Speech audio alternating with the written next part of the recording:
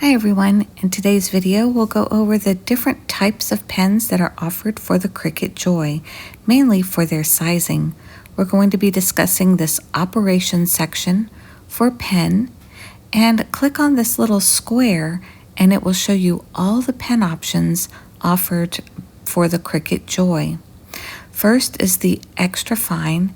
Now, they're not in any particular order. I'm not sure who decided how to order these because they're not in alphabetical order and they're not in size order. They're kind of random. So the first one we will start off with is the extra fine. Now, what's nice about all of these pens is they are labeled on the ends. So extra fine, fine, G, I don't know if that's glitter or gel, but then on the pens themselves, they also write down specifically what the millimeter length is, so that helps you know which one is thicker versus which one is thinner as well.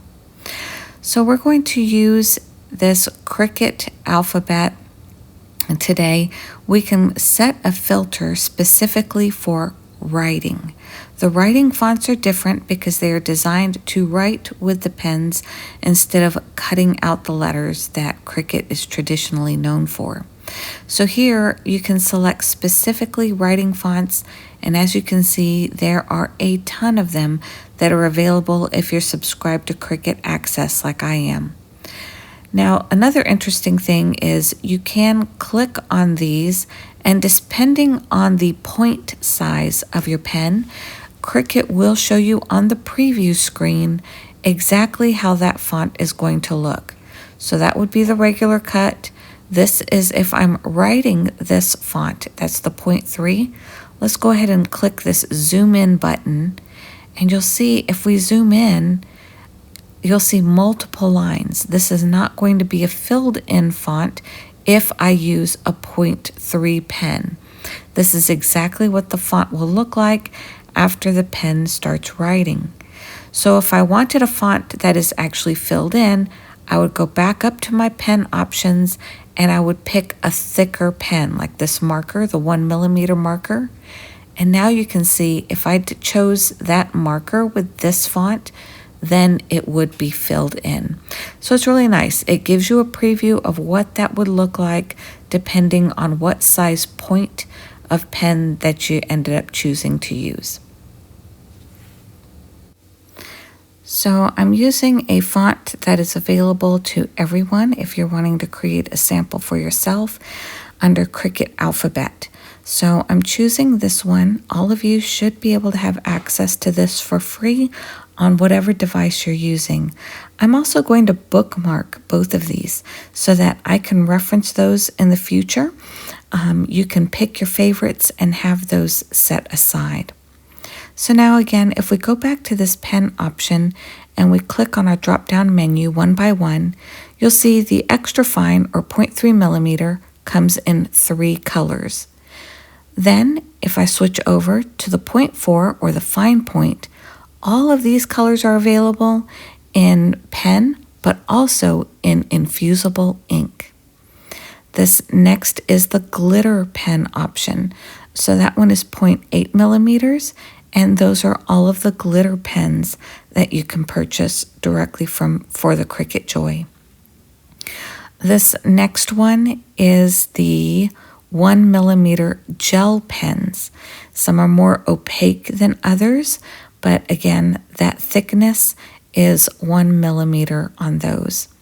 And last but not least is marker. There's a huge selection on these 1mm markers.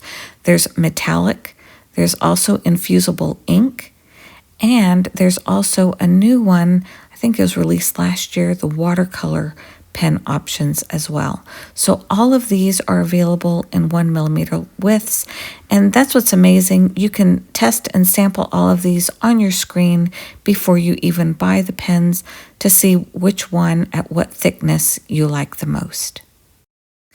So some had asked me how I got this color changed on my blank canvas. Usually it defaults to this white, and that's what we've been used to working on for many years. Well, if you click on the layer blank canvas, come up to this square under color, and click on any of these colors, you can change that background of your canvas. You can even use advanced and use other colors that aren't standard in those squares. I personally happen to like the gray. It's more neutral on my eyes and not as eye straining. So that's the one that I've been using lately.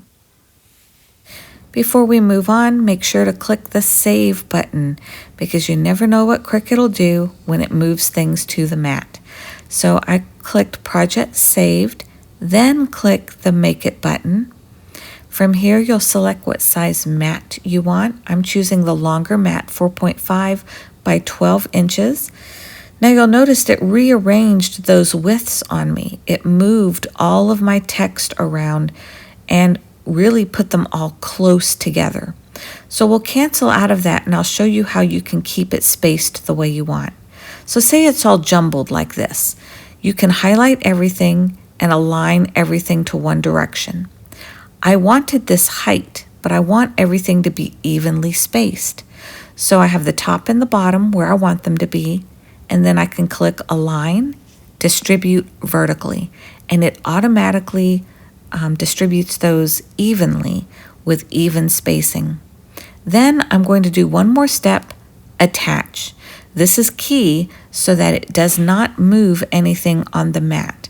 So now when it transfers, it will transfer exactly as you see it here when you add it to this mat this time. So now you can see 0.3, 0.4, 0.8, 1.0, they're all in order and they're all nicely spaced. So we're going to have a nice printed sample of what these different pen widths look like. Cricut Joy, when you plug it in, it's automatically on. There's no on button. So we're going to go over to our materials. I'm just using cheap laser paper. And you'll see how cheap this is in a moment when we get to printing. It's going to show you what pens you're going to use, but don't be fooled. It will not necessarily prompt you in this exact order.